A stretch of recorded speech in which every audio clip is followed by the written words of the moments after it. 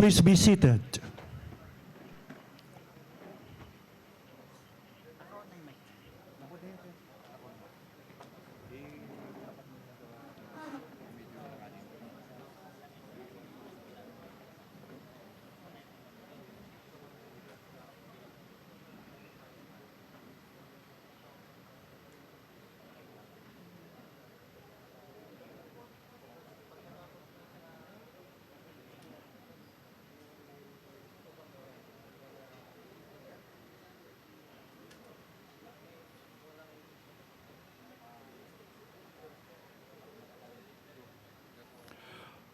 Ladies and gentlemen, good afternoon. Today, we are going to witness the ceremonial demilitarization of 7,612 units of assorted BR captured, confiscated, surrendered, deposited, abandoned, and forfeited-turned PNP property firearms with General Benjamin ACORDA Jr., Chief PNP and Presiding Officer. Please all rise for the invocation to be delivered by Major Fulgencio Canyon Jr. of the PNP Chaplain Service. Tayo po'y magpakumbaba sa banal na presensya ng ating Panginoon. Tayo po'y manalangin. O Diyos na makapangyarihan sa lahat, pinupuri ka namin at pinasasalamatan sa iyong kabutihan at kagandahang loob sa amin. Patawarin mo kami sa aming pagkukulang. Panginoon, pagpalain mo kami sa aming pagtitipon sa araw na ito. Magsilbi nawang inspirasyon sa amin na ang paglilingkod namin ng tapat, katuwang ang mamamayan ay magbibigay tagumpay sa amin upang mapanatili ang kaayusan, kapayapaan at kaligtasan ng mamamayan. Ito po aming dalangin sa iyong makapangyarihang pangalan. Amen. Amen. Please be seated. As we continue, ladies and gentlemen, let us hear the welcome remarks of Major General Mario Reyes, the Director for Logistics.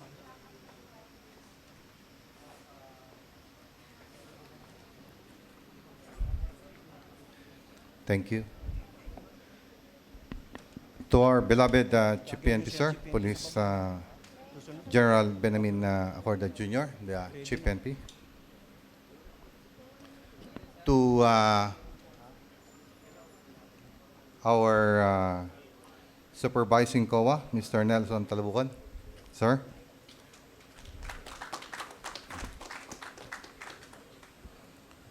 To the D-Staff present here, Police Major General Arnaldo, sir, John Arnaldo. To the Director of the LSS, Police Brigadier General Roderick Minong. To the Deputy Director, Civil Security Group, Deputy Director, Police Brigadier General Dominic Bedia, sir. To the other members of the directorial staff, to the Directors of National Support Units, members of the NHQ Appraisal and Disposal committees, other senior officers, PNCOs, and non-uniformed personnel, friends from the media, and others who are joining us via Facebook Live. Isang pagpalang hapon sa ating lahat.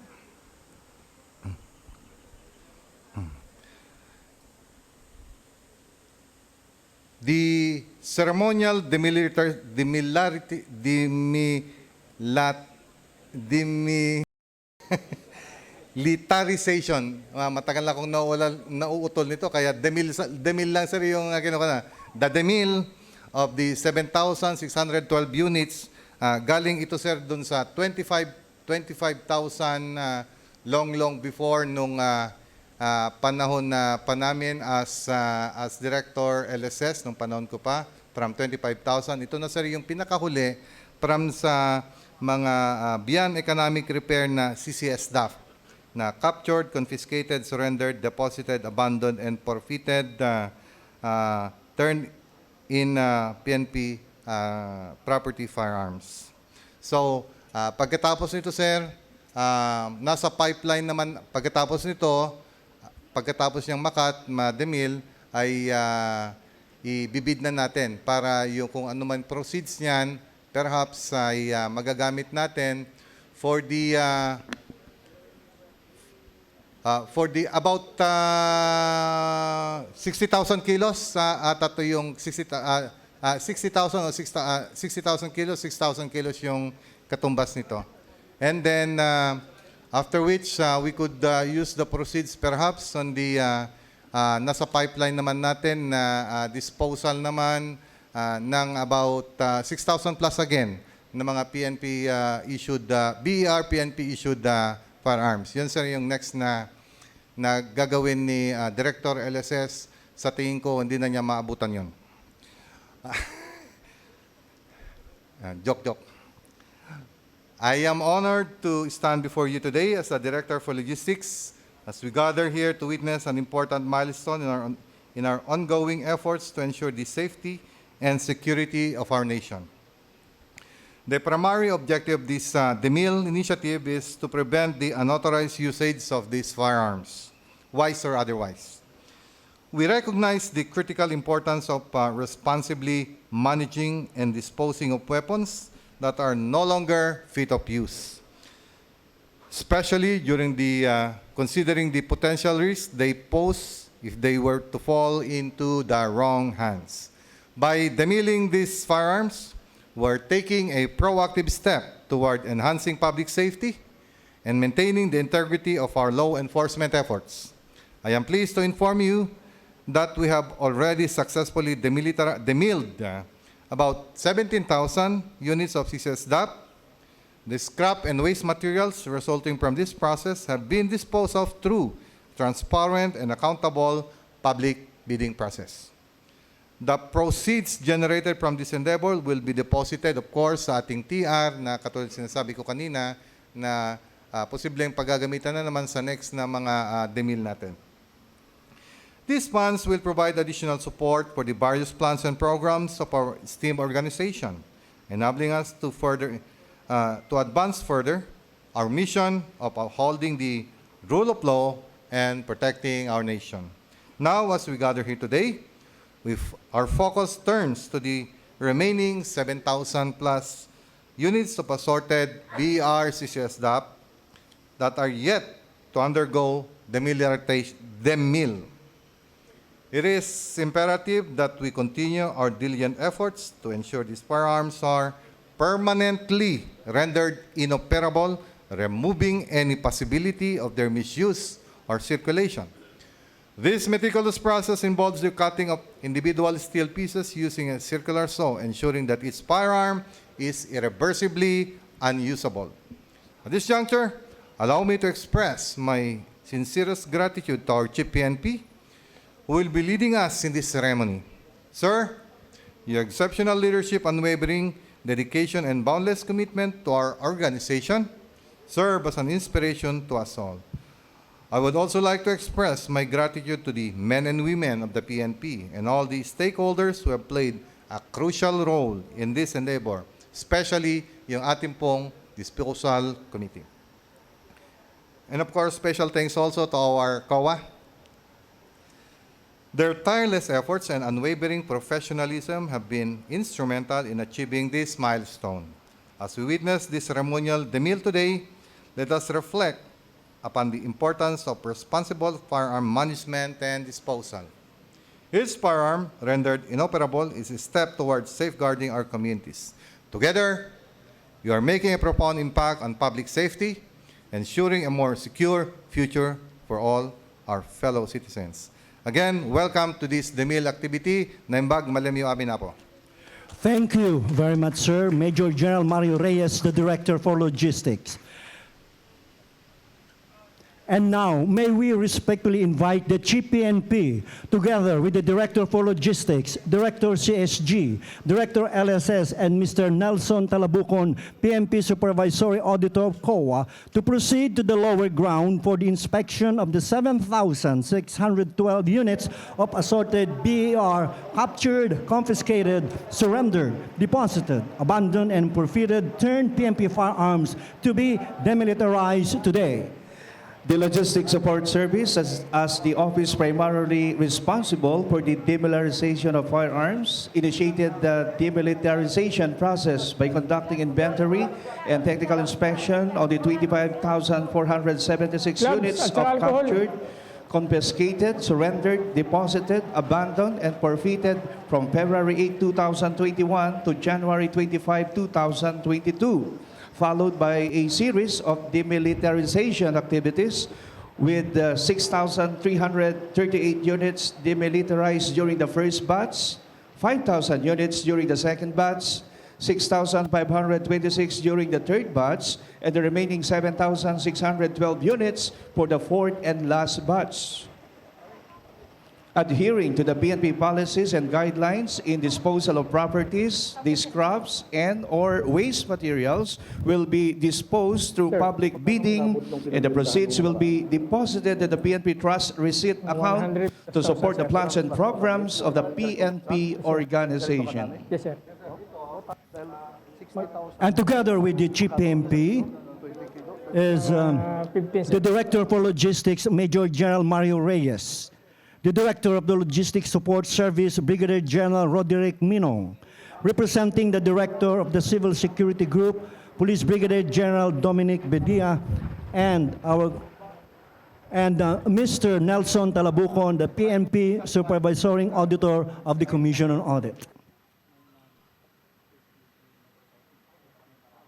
Right now, the Chief PNP, together with members of senior officers of the PNP, are now inspecting the 7,612 units of assorted BR captured, confiscated, surrendered, deposited, abandoned, and forfeited-turned PNP firearms to be demilitarized today.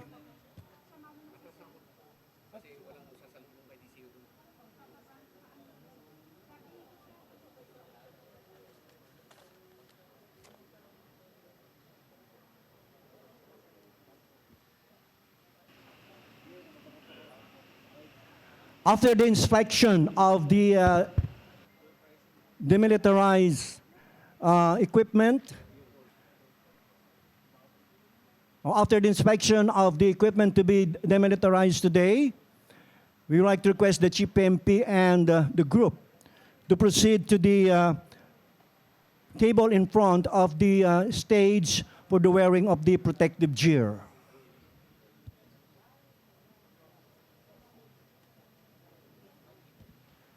May I request the Chief PNP and group, sir, to proceed to the table in front for wearing of the protective gear. We'd like to request our Assoreds to please assist the Chief PNP and the group. Then after wearing your protective gear, we would like to request, sir, to proceed to the cutting area for the demilitarization.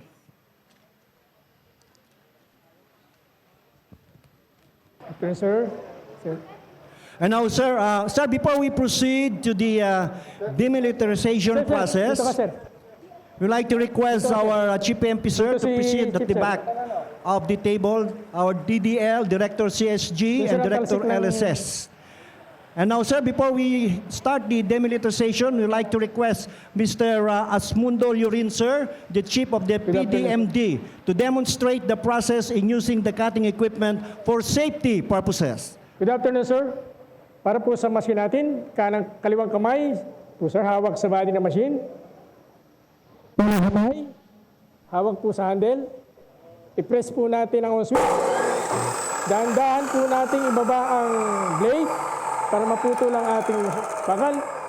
Pagkatapos po i-release, and then tapos na yung pagputol ng ating bakal. Maraming salamat po. And now, sir, we'd like to request the Chief PNP to lead the demilitarization process. Sir, at the count of 3, please begin the process. Ready, sir? 1, 2, 3.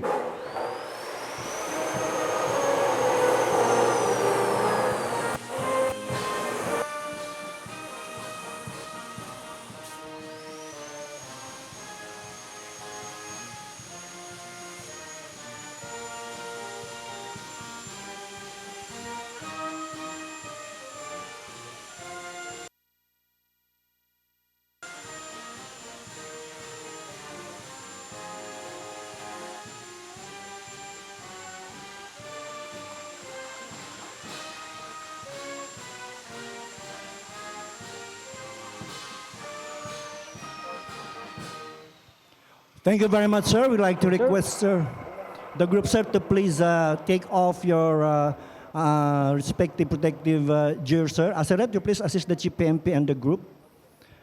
And now, after that, sir, we'll try to request for photo ops together with the members of the staff to stay at the back for photo ops.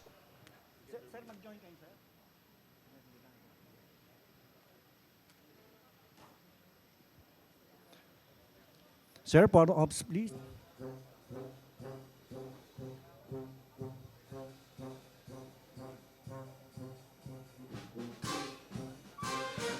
Thank you very much, sir. We'd like to request the Chief PNP and group for photo ops.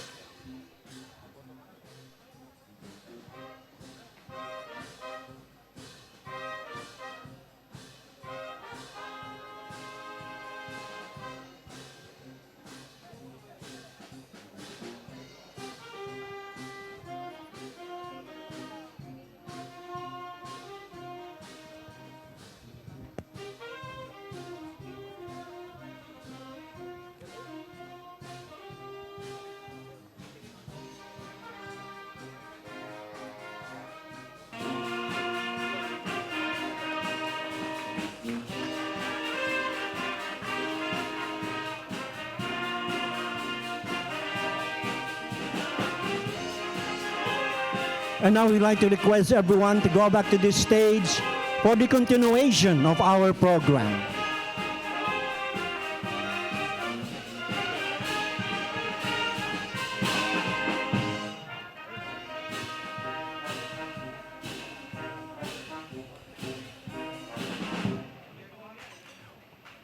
We would like to request everyone to please occupy your respective seats for the continuation of our activity. Please be seated, ladies and gentlemen.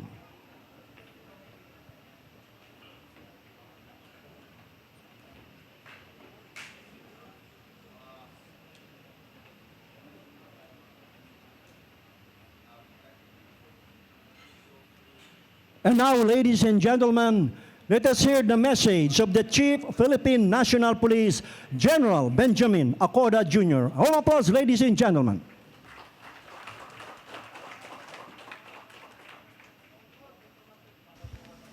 Please be seated.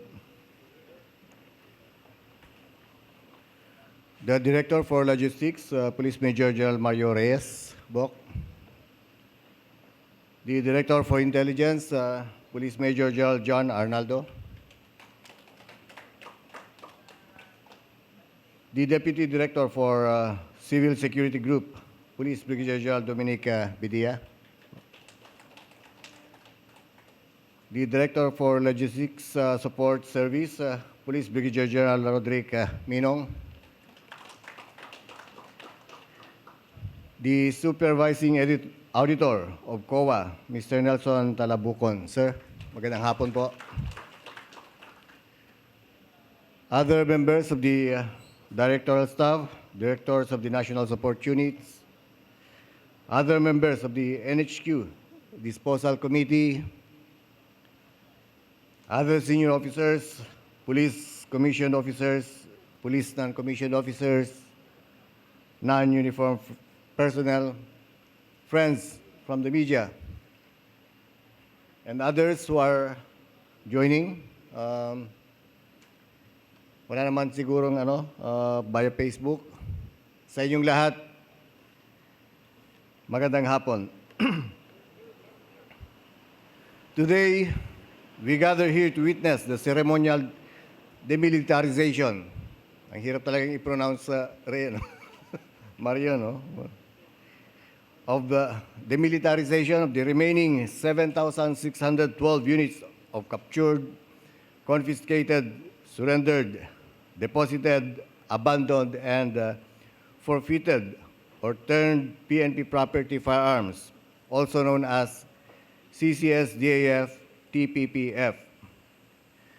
This occasion symbolizes the effective management of firearms proliferating in our society and underscores our responsibility to upholding the rule of law and ensuring the safety of our citizens. Firearms have always played a critical role in maintaining law and order. However, in the wrong hands, they can be a cause of great harm and pose a serious threat to public safety. That is why it is our duty as law enforcement officers to diligently manage and control these weapons to prevent their misuse. The demilitarization of these firearms represents a crucial step in that direction. Each of these firearms holds a story, an account of the challenges we face in our pursuit of justice and peace. They remind us of the criminals we have apprehended, the lives we have saved, and the sacrifices made by our brave men and women in uniform. As we gather here today, we acknowledge the collective efforts of our dedicated police officers who risked their lives to confiscate these weapons, ensuring that they would not fall into the wrong hands. Demilitarization is not simply about rendering firearms inoperable. More so, it is preventing its future use for illicit purposes. By destroying these weapons, we eliminate the possibility of their re-entry into the hands of criminals as instruments of violence. We dismantle them not to erase their history, but to repurpose their existence for the betterment of our society. This ceremony signifies our determination to create a safer environment for our communities. It is a clear message to those who wish to disrupt our peace and stability that we are relentless in our pursuit of justice. The removal of these firearms from circulation reinforces our resolve to protect our citizens, maintain law and order, and ultimately build a peaceful society. I want to express my deepest gratitude to all the men and women of the Philippine National Police who have been instrumental in this endeavor. I also extend my thanks to our partner agencies, local government units, and the public for their continued support and cooperation. Our work does not end here. This activity is only a part of a broader strategy to address the challenges we face in the realm of public safety. We must continue to strengthen our intelligence capabilities, enhance our crime prevention programs, and foster a closer relationship with the communities we serve. As we stand witness to the ceremonial demilitarization of these CCSDAF-TPPF units today, let it serve as a reminder of the importance of our mission. Let us redouble our efforts, remain steadfast in our commitment, and strive to create a society where the rule of law prevails and where citizens can live without fear. Before I end, may I urge that the OPR in this activity make sure that these firearms really become inoperable, because I'm reminded of some operations previously when we were in NCR. There were those who won the bidding of the disposal of these firearms or BAR, but unfortunately it appears that some of the parts were not properly cut, and were reassembled and refabricated. So please, let's do this properly and avoid committing the same mistake. Sa inyong lahat, maraming salamat. Mabuhay ang serbisyong nagkakaisa. Mabuhay ang Pilipinas. Thank you very much, sir. General Benjamin ACORDA Jr., Chief PNP. Thank you, sir, and please be seated. We'll now proceed to the presentation of plaque of appreciation to Mr. Nelson Talabucon, and would like to request the Chief PNP to present the plaque. And the Chief PNP will be assisted by TDL, Director CSG, and Director LSS.